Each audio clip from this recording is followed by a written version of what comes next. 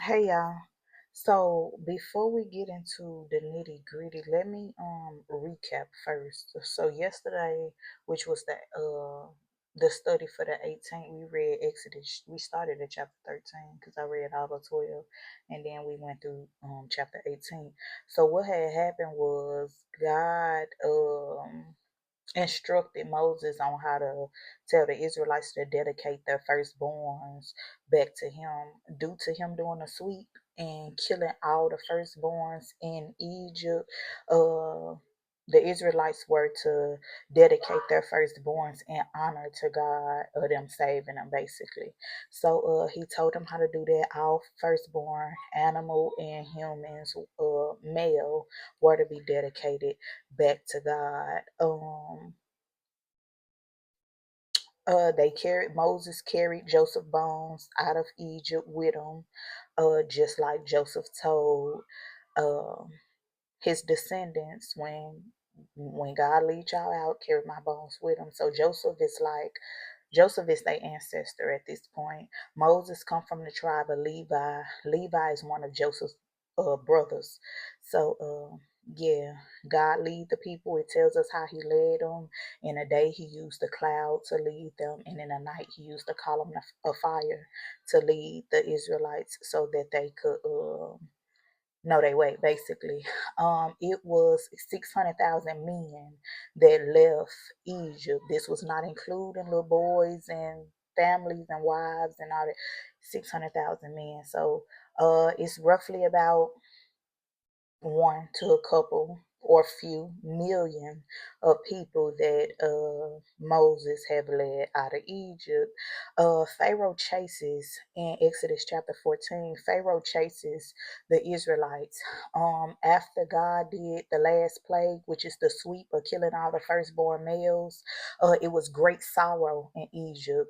So Pharaoh like, look, just go ahead on.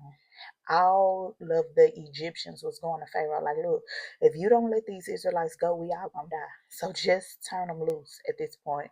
So Pharaoh let them leave after all the grieving and stuff from God killing all the firstborns.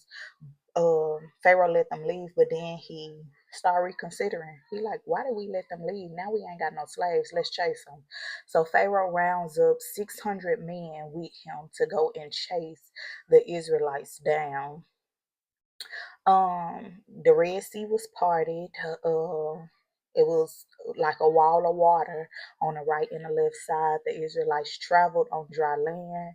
The Egyptians come following behind them. Once the last person crossed over through the dry land in the sea, um, the Egyptians seen that God was working with the Israelites and they was trying to, go back, but their wheels were stuck. They were jammed.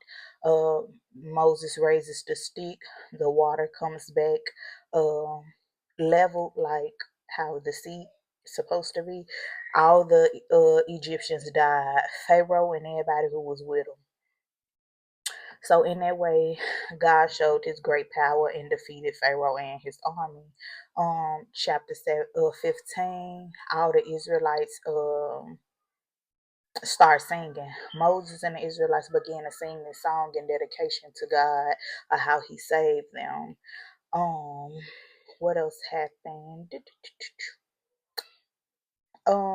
These Israelites started complaining. They started complaining how they ain't got no water and no food. So they started complaining to Moses, like, you could have kept us in Egypt, XYZ.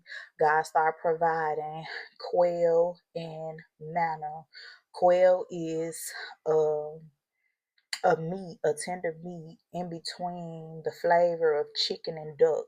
So basically chicken.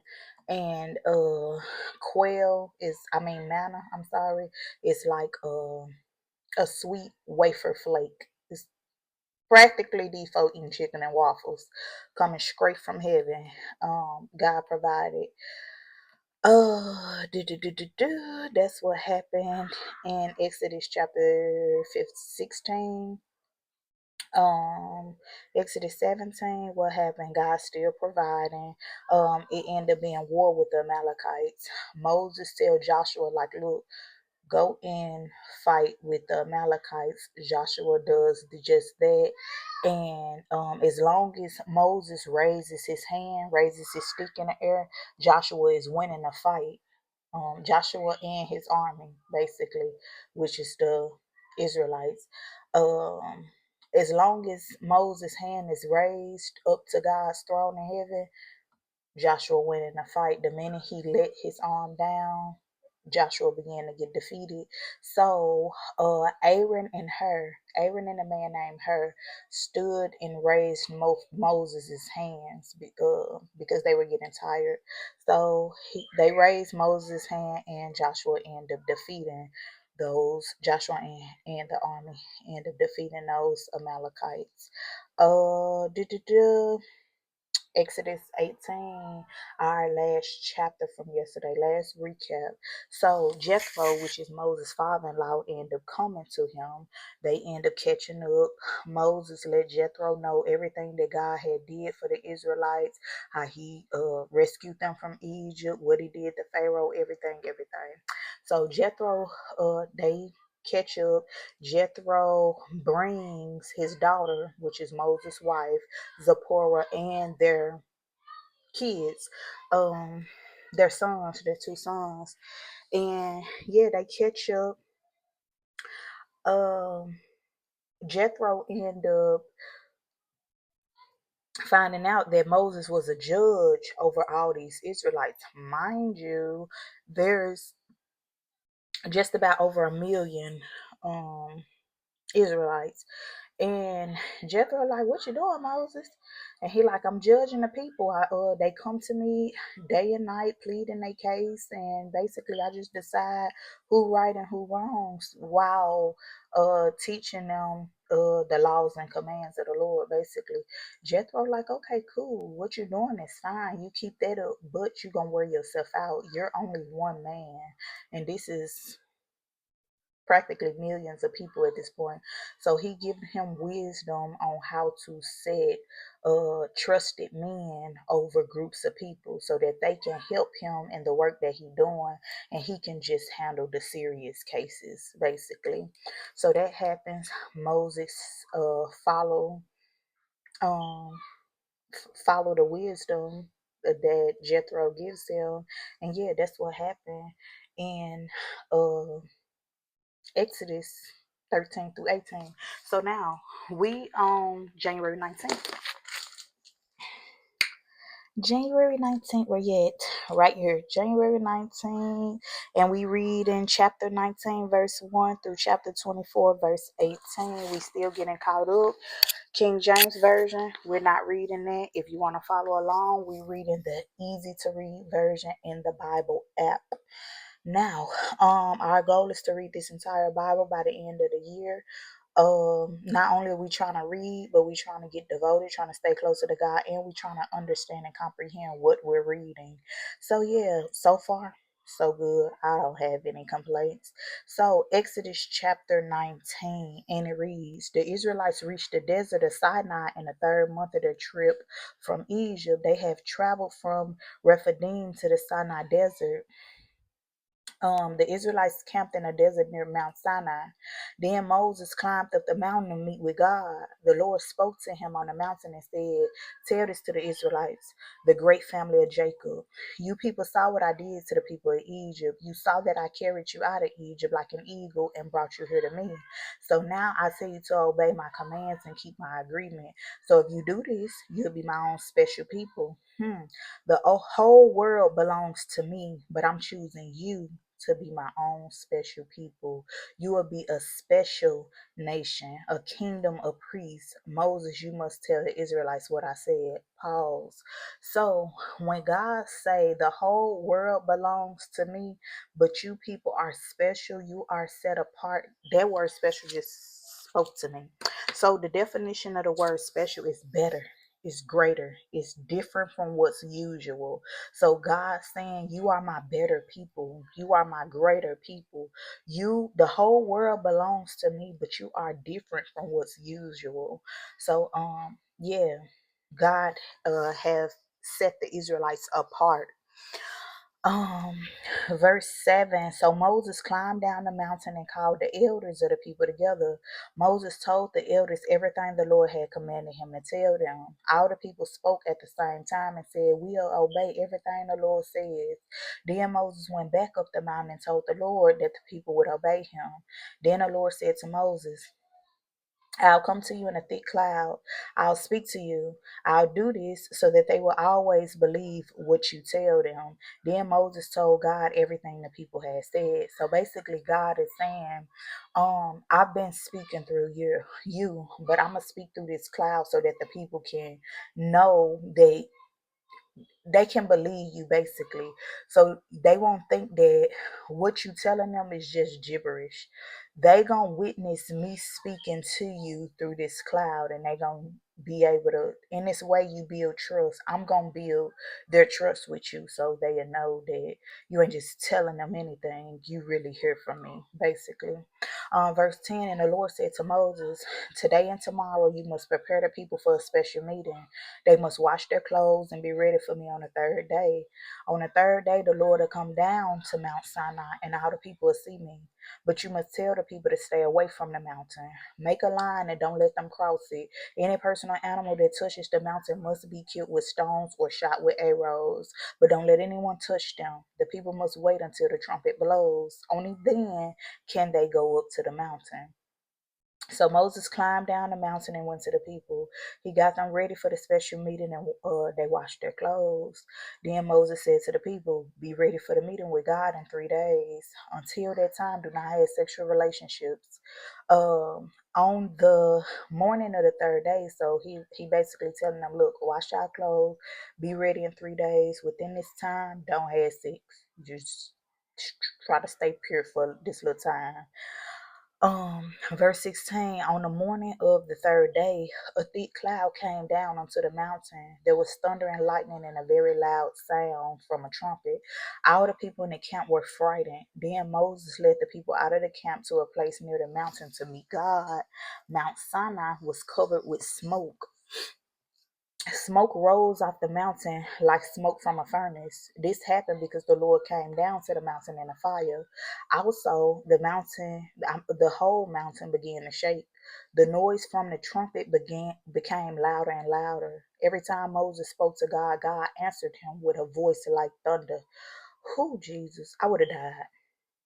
I would have died. The fear that overcame me would have caused me to have a heart attack. Like, I'm too sensitive for that. Verse 20. So the Lord came down to Mount Sinai. He came from heaven to the top of the mountain. Then he called Moses to come up to the top of the mountain with him. So Moses went up the mountain. The Lord said to Moses, "Go down and warn the people not to come near me and look at me. If they do, many will die." Also tell the priests who come near the Lord that they must prepare themselves for this special meeting. If they don't, I, the Lord, will punish them. Pause. So in this moment, I realized that even God has boundaries. Like, we haven't God is mean together with these people, but you are a people that complain. You are a people that's not worthy for his presence for real. God, like, tell them people don't come near me. If they come near me, they're gonna die. We doing everything through you, Moses. Moses is the only one that's invited into God's presence to be intimate with him. Everything else is done through you. You're gonna mediate this whole situation, but keep them folks far away from me. They come near, they gonna die. They straight like that. Low tolerance. No tolerant zone over here. Verse 23. Moses said to the Lord, "But the people cannot come up the mountain. You yourself told us to make a line and not allow the people to cross the line to the holy ground." The Lord said to him, "Go down to the people, get Aaron and bring him back with you, but don't let the priests or the people come near me." Straight like that. Only you and Aaron is allowed. Everybody else, keep them far away from me. Say what I said. I will punish them if they come too close. So Moses went down to the people and told them these things. Chapter 20. These are the things God told his people. "I'm the Lord your God. I'm the one who freed you from the land of Egypt where you were slaves. You must not worship any other gods except me." Pause. No Buddha, no Allah, no Zeus, no money. You don't worship those false gods, no demons, no the false god self. We don't worship them. No other gods except him must you worship. Verse 4, you must not make any idols. Don't make any statues or pictures of anything up in the sky or anything on the earth or of anything down in the water. Don't worship or serve idols of any kind because I, the Lord, am your God. I hate my people worshiping other gods. People who sin against me become my enemies, and I punish them, and I punish their children, their grandchildren, and even their great grandchildren. But I'll be very kind to people who love me and obey my commands. I'll be kind to their families for thousands of generations. Pause. God said, look, try me if you want to. It ain't gonna be none with you, your child, your grandchild, or your great grandchild. It ain't gonna be that blood still flowing through. Ain't gonna be none with none of y'all. Please don't play with me. You become the op, basically. Verse 7, you must not use the name of the Lord your God to make empty promises. If you do, the Lord will not let you go unpunished. You don't get to escape. You sitting here lying on God's name, talking about some on God, and you know you lie. He like, yeah, you not getting away with that. Verse 8, you must remember to keep the Sabbath a special day. You may work 6 days a week to do your job, but the seventh day is a day of rest in honor of the Lord your God. So on that day, no one should work, not you, your sons, and daughters, or your men and women slaves. Even your animals and the foreigners living in your cities must not work. This is because the Lord worked 6 days and made the sky, the earth, the sea, and everything in them. And on the seventh day, he rested. In this way, the Lord blessed the Sabbath day, the day of rest. He made that a very special day. You must honor and respect your father and your mother. Do this so that you will have a full life in the land that the Lord your God gives you. You must not murder anyone. You must not commit adultery.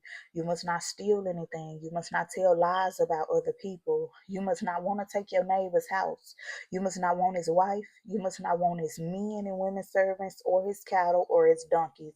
You must not want to take anything that belongs to another person. Verse 18, during all this time, the people in the valley heard the thundering and saw the lightning on the mountain.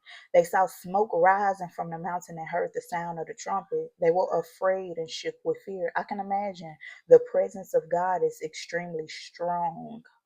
Mm, like for real, I don't feel like we're capable enough to withstand it. They stood away from the mountain and watched. Then the people said to Moses, if you want to speak to us, then we'll listen, but please don't let God speak to us. If this happens, we'll die. What long as y'all know. Then Moses said to them, don't be afraid. God has come to test you. He wants you to respect him so that you will not sin. That part. The people stood far away. The fear of the Lord is the beginning of wisdom. Amen. Verse 21, the people stood far away from the mountain while Moses went to the dark cloud where God was. Then the Lord told Moses to say this to the Israelites. You people have seen that I talked with you from heaven, so you must not make idols using gold or silver to compete with me. You must not make these false gods. Make a special altar for me. You should use dirt to make this offer. Offer sheep and cattle as burnt offerings and fellowship offerings on this altar. Do this in every place where I tell you to remember me. Then I'll come and bless you. But if you use stones to make an altar, then don't use stones that were cut with an iron tool. If you do that, it'll make the altar unacceptable. And you must not make steps leading up to the altar. If there are steps, when people look up the altar, they'll be able to see under your clothes. um Exodus chapter 21. Then God said to Moses, these are the other laws that you would give to the people. If you buy a Hebrew slave, then that slave will serve for only 6 years. After 6 years, he'll be free, and he will have to pay nothing. If he is not married when he becomes your slave, when he becomes free, he will leave without a wife. But if the man is married when he becomes your slave, then he'll keep his wife at the time he is made free. Excuse me. If the slave is not married, the master can give him a wife. If that wife gives birth to sons or daughters, she and her children belong to the master. After the slave is finished with his years of service, he'll be made free. So no longer than 6 years are you to be someone's slave, basically. But if the slave decides that he wants to stay with the master, he must say, I love my master, I love my wife and my children, I will not become free, I'll stay. If this happens, the master bring the slave before God. The master take the slave to a door or the wooden frame around the door and pierce the slave's ear using a sharp tool to show that the slave will serve their master for all his life. Interesting. So this is the origin of the ear piercing, basically.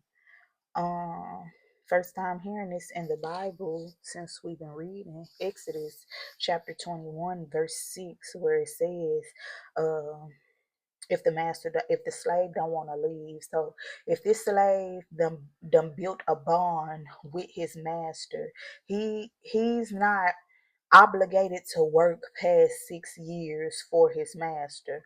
But if he done built that bond in that relationship and he don't want to go nowhere, he like, look, I'm rocking with my master. We close, we tight. I love my job. I love what I do. I'm cool.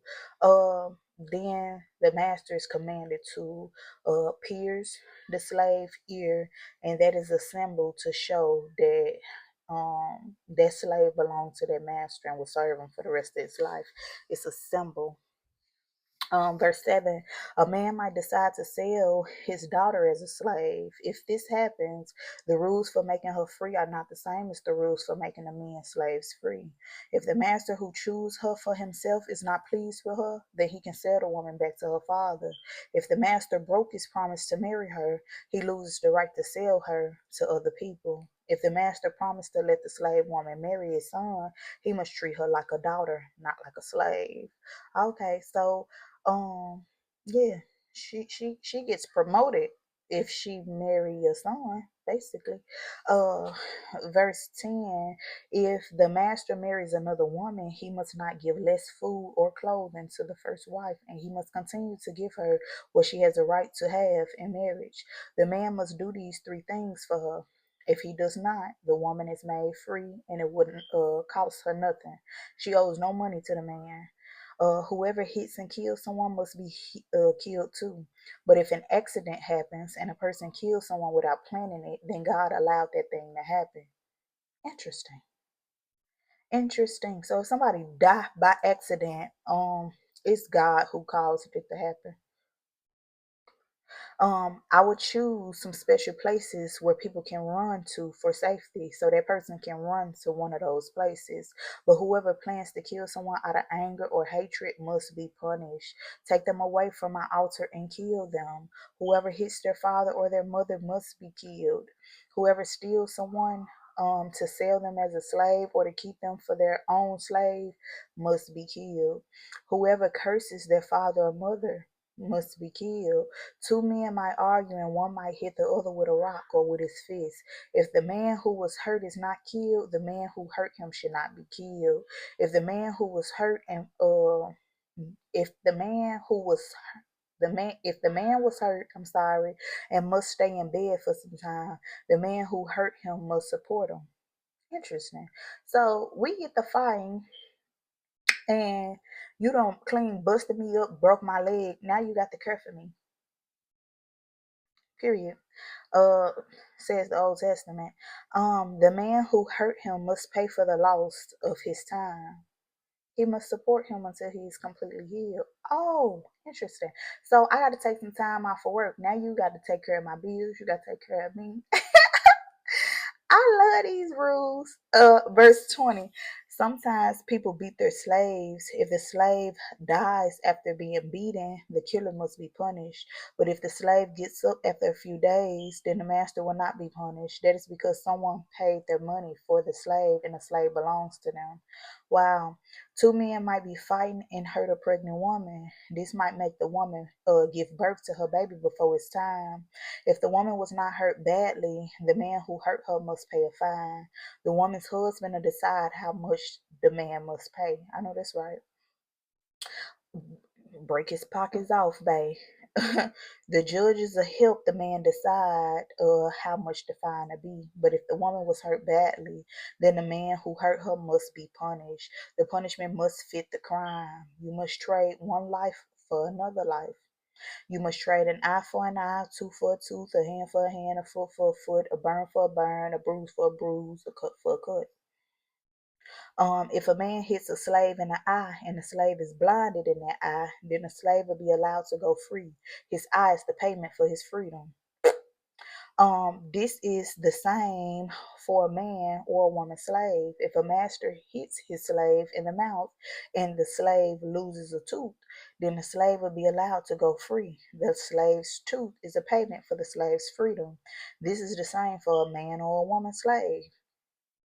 If a man's bull kills a man or woman, then you should use stones and kill that bull. You should not eat the bull. The owner of the bull is not guilty. But if the bull had hurt people in the past, and if the owner was warned, then the owner is guilty. So you know your animal is a loose cannon, and you still got it out here just being loose. You guilty. You guilty. It's your fault.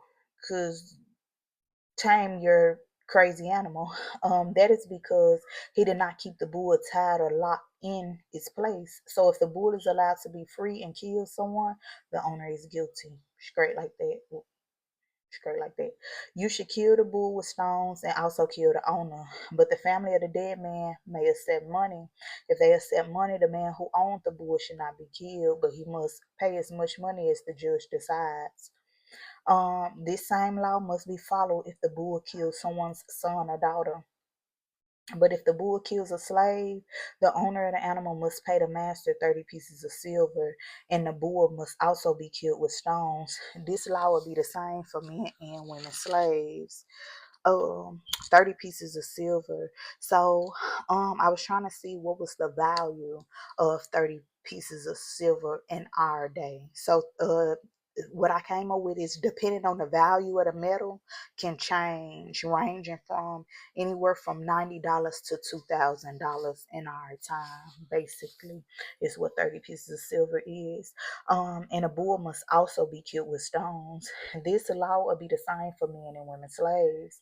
A man might take a cover off a well or dig a hole and not cover it. If another man's animal comes and fall into that hole, the man who owns the hole is guilty. The man who owns the hole must pay for the animal, but after he pays for the animal, he'll be allowed to keep the body of that animal. Okay. Sounds fair. If one man's bull kills another man's bull, they should sell the bull that is alive. Both men will get half of the money that comes from selling the bull, and both men will also get half of the bull that was killed. But if a man's bull has hurt other animals in the past, that owner is responsible for his bull. If his bull kills another bull, he is guilty because he allowed the bull to be free. That man must pay bull for bull. He must trade his bull for the bull that was killed. So if your animal is known for being a loose cannon, then that's just your loss because you should have tamed your crazy animal. But if that not be the case, and your bull just go and kill a bull and he's a first time offender, basically, this bull, the bull that murdered the other bull, y'all gonna sell that bull. Once y'all sell that bull, both owners is gonna split the pay. And on top of that, the dead bull, y'all gonna split that down the middle too. So you eat, I eat. That's just how that's gonna go. I think it's pretty fair, pretty down the middle. Um, Exodus chapter 22. How should you punish a man who steals a bull or a sheep? If the man kills the animal or sells it, then he cannot give it back. So he must pay 5 bulls for the one he stole, or he must pay 4 sheep for the one he stole. He must pay for stealing. Interesting. This I feel like is a spiritual law. This is a spiritual law. See, here we're talking about bulls and sheep. But if you were to modernize this, if a bull was a car, and you sit here and stole somebody's car, you got to pay 5 times what that car is worth. Is it really worth it? So basically, you done stole a Kia that's worth $13,000.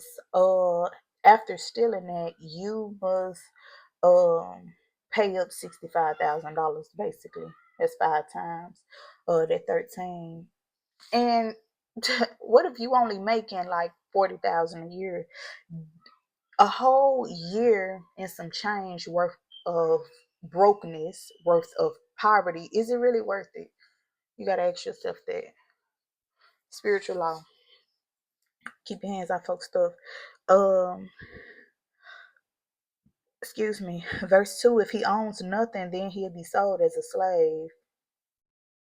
But if the man still has the animal and you find it, that man must give the owner 2 animals for every animal he stole. It doesn't matter if the animal was a bull, a donkey, or a sheep. If a thief is killed while trying to break into a house at night, then no one will be guilty for killing him. But if this happens during the day, the one who killed him will be guilty of murder. Lord, can we shoot him in the leg? Don't come in my house. Period. Daytime, nighttime. Don't come in my house. Verse 5, a man might let his animal loose to graze in his field or vineyard. If the animal wanders into another person's field or vineyard, then the owner must pay. The payment must come from the best of his crop. Look, try your animal now. Verse 6, a man might start a fire to burn thorn bushes on his field, but if the fire grows and burn his neighbor's crops or the grain growing on the neighbor's field, the man who started the fire must pay for what he burned. Fair. Someone might give some money or tools to a neighbor for safekeeping. What should you do if someone steals those things from the neighbor's house? If you find the one who stole them, then that thief must pay twice as much as the things are worth. If you don't find a thief, then the owner of the house must go before the judges who decide. Go before the judges who will decide if that person is guilty. What should you do if 2 men disagree about a bull or a donkey or sheep or clothing or something that's lost? One man says this is mine, and the other man says no, it's mine. Both men should go before judges who will decide who is guilty.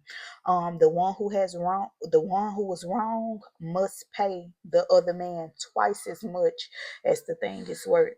Look, it don't pay to just be lying. Like it don't pay to keep it real. It's gonna cost you if you out here just lying. Verse 10, a man might ask his neighbor to take care of an animal for a short time. It might be a donkey, a bull, or a sheep. But what should you do if that animal is hurt or dies, or someone takes the animal while no one is looking? The neighbor must explain that he did not steal the animal. If this is true, the neighbor will promise to the Lord that he did not steal it. The owner of the animal must accept this promise. The neighbor does not have to pay the owner for the animal, but if the neighbor stole the animal, then he must pay the owner for the animal. If wild animals killed the animal, then the neighbor should bring the body as proof. The neighbor will not have to pay the owner for the animal that was killed. Pause. Basically, so if you don't went on vacation and you want me to babysit your little chihuahua, and little chihuahua done end up dying in my care, or animal got hold to it and end up killing it or something like that.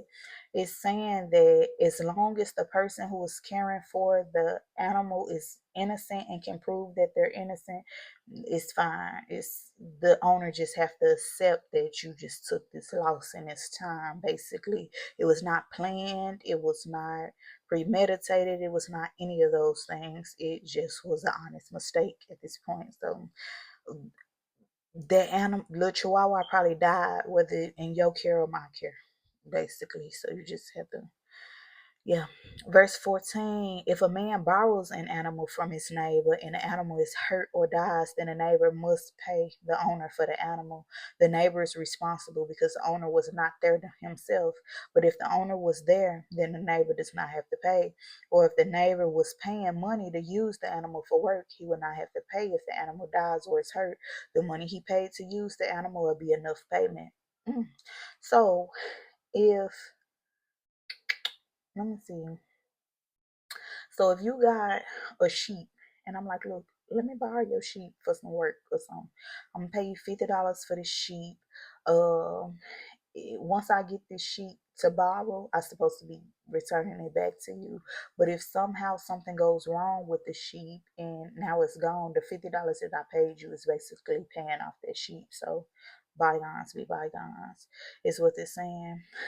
Verse 16, if a man has sexual relations with a virgin who is not engaged, who he is not engaged to, then he must pay her father the full amount necessary to marry her. If the father refuses to allow his daughter to marry him, then the man must still pay the full amount for her. Yeah, because you had sexual relations with her. Pay up. Verse 18, you must not allow any woman to do evil magic. If she does magic, you must not let her live. Verse 19, you must not allow anyone to have sexual relations with an animal. If this happens, that person must be killed. Ew. But clearly this was happening, so I guess this type of evil just don't belong in the land. God said get rid of them. Verse 20, whoever makes a sacrifice to a false god should be destroyed. The Lord is the only one you should make a sacrifice to, period. Verse 21, I'm sorry. Remember in the past, you were foreigners in the land of Egypt. God said, let me bring it to your remembrance. So you should not cheat or hurt anyone who is a foreigner in your land. Why? Because you know how it feels. Verse 22, you must never do anything bad to women whose husbands are dead or to orphans. If you do anything wrong to these widows or orphans, I will know it. I will hear about their suffering and I will be very angry. I will kill you with a sword. Then your wives will become widows and your children will become orphans.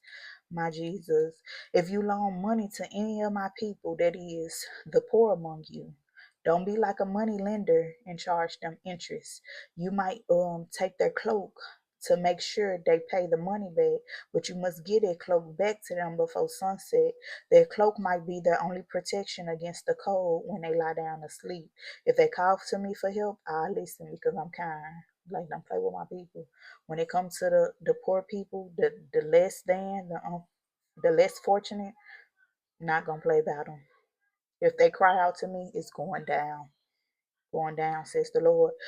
Verse 28, you must not curse God or the leaders of your people. At harvest time, you should give me the first grain and the first juice from your fruit. Don't wait until late in the year. Give me your firstborn sons. Also, give me your firstborn cattle and sheep. Let the firstborn stay with his mother for 7 days. Then on the eighth day, give them to me. You are my special people, so don't eat the meat from something that was killed by wild animals. Let the dogs eat their dead animal. Exodus chapter 23. Don't tell lies against other people. If you are a witness in court, don't agree to help a bad person tell lies. Like, it's just immoral to do. Verse 2. Don't do something just because everyone else is doing it. Come on, bandwagon culture. Come on, all of us who love a great trend. Don't do something just because everyone else is doing. It's given, don't be conformed to this world, but be transformed by the renewing of your mind. That's what it's given. If you see a group of people doing wrong, don't join them. You must not let them persuade you to do wrong things. You must do what is right and fair. Period. Yeah. In court, don't treat a person in a special way simply because that person is poor. If you see a loss, look, just be fair. Just be fair. We ain't showing favoritism just because you poor. We ain't showing favoritism just because you're rich. Right is right, wrong is wrong. Simple. If you see a verse 4, if you see a lost bull or donkey, then you must return it to its owner, even if the owner is your enemy. This does something to my soul. If people only follow spiritual laws, this will be a great. See, y'all just come and reconstruct what God done put in place. And I don't like that. Let's get back to regular programming. uh if you see an animal that cannot walk because it has too much to carry, you must stop and help that animal. You must help that animal even if it belongs to one of your enemies. In court, don't let anyone take advantage of a person simply because that person is poor. Be very careful if you say that someone is guilty of something. Don't make false charges against a person. Never allow innocent people to be killed as punishment for something they did not do. Whoever kills an innocent person is evil, and I would not treat a guilty person as innocent. God said, I will not. Even if you don't know that justice is being served, justice is being served, says the Lord. Verse 8, if someone tries to pay you to agree with them when they are wrong, don't accept their payment. A payment like that can blind judges so that they cannot see the truth. It can make good people tell lies. Like, look, Stanford was right. Don't sell your soul for no little bit of money or no lot of bit of money. No. Verse 9, you must never do wrong things to a foreigner. Remember, you know what it is like to be a foreigner because at one time you were foreigners in the land of Egypt. God said, need I remind you of what I saved you from? Verse 10, plant seeds, harvest your crops, and work the ground for 6 years. But the seventh year must be a special time of rest for the land. Don't plant anything in your fields. If any crops grow there, allow the poor to have it and allow the wild animals to eat the food that is left. You should do the same with your vineyards and with your fields of olive trees. Work for 6 days, but on the seventh day, rest. This will allow your slaves and other workers a time of rest and relax. A time to rest and relax. I love it. And your bulls and donkeys also have a time to rest. Oh, excuse me. Be sure that you obey all these laws. Don't worship false gods. Heavy on the false gods. God don't play about no false god. You should not even speak their names. Lord, forgive me. Verse 14, you will have 3 special festivals each year. You must come to my special place to worship me during these festivals. The first festival is the festival of unleavened bread. Um, this is as I commanded you. During this time you will eat bread that is made without yeast. This will continue for 7 days. You will do this during the time of the month of Abib, because this is the time when you came out of Egypt. Everyone must bring a sacrifice to me at that time. The second festival will be the festival of harvest. This festival will be during the early summer when you begin harvesting the first crops that you planted in your fields. The first festival will be the festival of shelters. This will be in the fall when you finish gathering the rest of the crops from your fields. So 3 times each year, all the men will come to the special place to be with the Lord God. When you kill an animal and offer its blood as a sacrifice, you must not include anything that has yeast in it. And when you burn the fat from my sacrifice, don't let any of it remain until morning. When you gather your crops at harvest time, you should bring the first of everything you harvest to the house of the Lord your God. You must not eat the meat from a young goat that is boiled in its mother's milk. God said, look, everything in decency and in order if you want me to accept it. I know that's right. Verse 20, I am sending an angel before you to protect you along the way and to lead you to the place that I've prepared for you. Obey the angel and follow him. Be careful in his presence and don't rebel against him. The angel will not forgive the wrong things you do to him. He has my power in him. If you listen to what he says and do everything I tell you, then I will be an enemy to all of your enemies. I'll be against everyone who is against you. He said, look, follow me, worship me, follow these commands, these laws. The angel that I send you, obey him because he have my spirit, my power in him. So he's my representative basically. Do that, I'm a ride for you. Can't nobody stand against you, period. Verse 23, my angel will lead you through the land. He'll lead you against many different people: the Amorites, Hittites, Perizzites, Canaanites, Hivites, and Jebusites. But I will defeat all of them. You know how I did Pharaoh and his army. Let's not act like I'm not like that for real. Verse 24, don't worship their gods. Don't ever bow down to those gods. You must never live the way those people live. You must destroy their idols, and you must break the stones that help them remember their gods. You must serve the Lord your God. If you do this, I'll bless you with plenty of bread and water. I'll take away all sickness from you. Your women will be able to have babies. None of their babies will die at birth, and I'll allow you to live long lives. This is the promise. So when you get to this land, look, these people doing all type of stuff. When you get to the place that God has promised you, these people is reading horoscopes, they is building altars, they sacrificing animals, they casting spells, they doing candle work, they doing yoga, they doing all type of stuff. God said, don't follow the way these people live. In fact, you must destroy anything that remind them people of that stuff. A yoga class, a altar, burn it up, crash it down, break it, do what you got to do. Ride for me, I'm gonna ride for you. Straight like that. And I'm gonna bless you. These are the promises of the Lord. Verse 27, when you fight against your enemies, I'll send my great power before you. I'll help you defeat all your enemies. The people who are against you will become confused in battle and run away. I'll send the hornet in front of you. He'll force your enemies to leave. The Hivites, Canaanites, and Hittites will leave your country. But I will not force all of them out of your land quickly. I will not do this in only 1 year.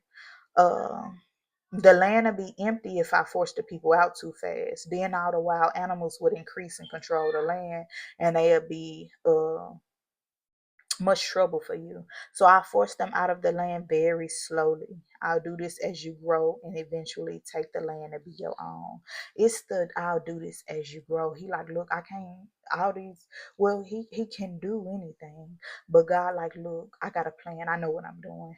All the people that's living there, I'm not just gonna rush them clean out of there just quickly like that, because then the animals gonna overpopulate. Ain't nobody to control or keep everything subdued, and that's gonna cause much trouble for you. So now I'm trying to. My plan is to prosper you, not to harm you. So I'm trying to save you that drama.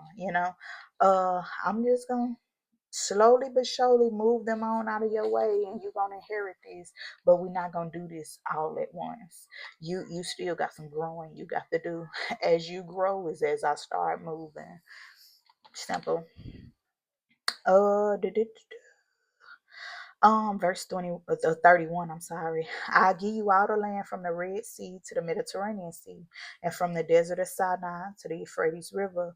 I'll let you defeat the people living there and force them all to leave. You must not make any agreements with any of those people or their gods. Don't you do it. Don't you do it.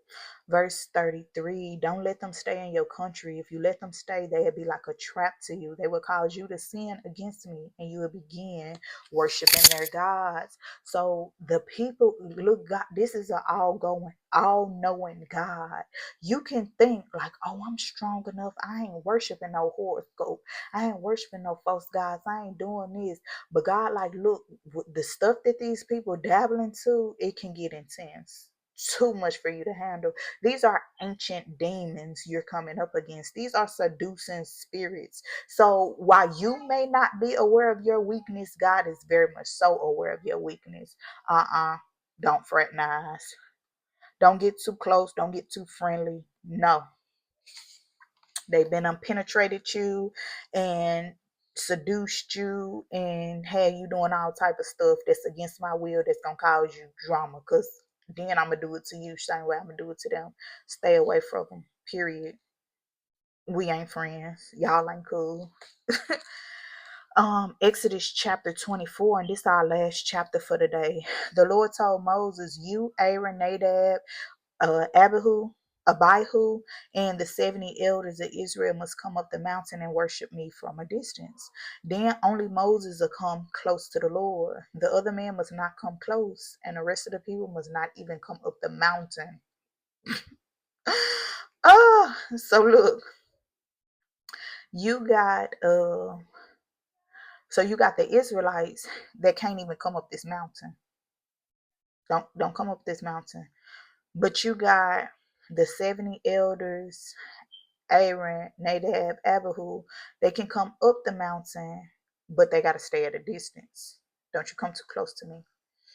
Only one that can come close is Moses. Only Moses can come close. Interesting. Verse 3. You see the boundary there? Look, everybody can't share in my intimacy. Some of us, we cool, we can kick it together, but in my intimacy, no. We're not doing it. And some of them ain't even invited. Some people, we cool, but you ain't even invited as close as the other people that's a little bit of cool, you know? It's just boundaries, it's levels to it. It is what it is. Verse 3. Moses told the people all the rules and commands from the Lord. Then all the people said, we'll obey all the commands that the Lord has spoken. If you don't want no smoke, you better. So Moses wrote down all the commands of the Lord.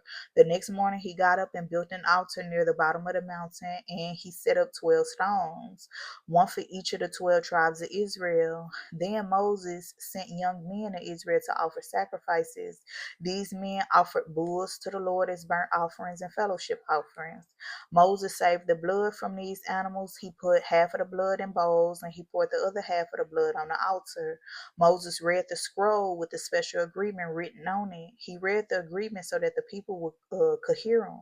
And the people said, we have heard the laws that the Lord has given us, and we agree to obey them. Because it ain't hard. It ain't hard. Don't kill nobody. Don't steal. Don't. It ain't hard. And I fear it's not hard.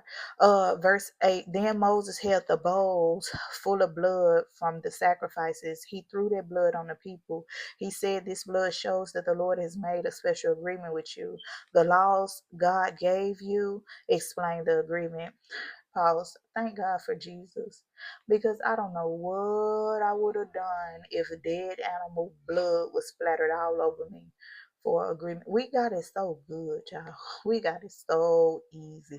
We ain't got to go in the field in the wilderness with our pedicure to go hunt down no bull to break his neck and sacrifice it for no fellowship, no sin, or no burnt offering. We ain't got to do all that. All we got to do is call on the name of Jesus. How simple do we have it? Just don't get no simple. Confess with your mouth, believe in your heart, obey the law's command. It just don't get no simple. It don't. Then Moses, Aaron, Nadab, Abihu, and the 70 elders of Israel went up the mountain. On the mountain, these men saw the God of Israel. He was standing on something that looked like blue sapphires, as clear as the sky. All the leaders of Israel saw God, but God did not destroy them. They all ate and drank together. The Lord said to Moses, come to me on the mountain. I have written my teachings and laws on 2 stone tablets. These teachings and laws are for the people. I'll give these stones and tablets to you. So Moses and his helper Joshua went up the mountain of God. Moses said to the elders, wait here for us until we come back to you. While I'm gone, Aaron and Hur rule over you. Go to them if anyone has a problem. So, pause. So to the Israelites, the million plus people that's out there, y'all can't go too close because God would do it to y'all. So y'all stay down here. Aaron and Hur is gonna be over what I'm supposed to be over. Basically, they gonna cover my job for me. So listen to them, obey them. Me and Joshua, we about to go up this mountain to the Lord. Meet with God. Yeah, anything you got, any problem you got, go to Aaron and Hur. They in charge, basically. Verse 15. Then Moses went up the mountain, and the cloud covered the mountain. The glory of the Lord came down on Mount Sinai. The cloud covered the mountain for 6 days. On the 7th day, the Lord spoke to Moses from the cloud. The Israelites could see the glory of the Lord. It was like a fire burning on top of the mountain. Then Moses went higher up the mountain into the cloud. He was on the mountain for 40 days and 40 nights. Moses was on this mountain for a whole month and some change up there with the Lord. I love it. Okay, so that's our study for today. Yeah. That's it. Love y'all. Bye.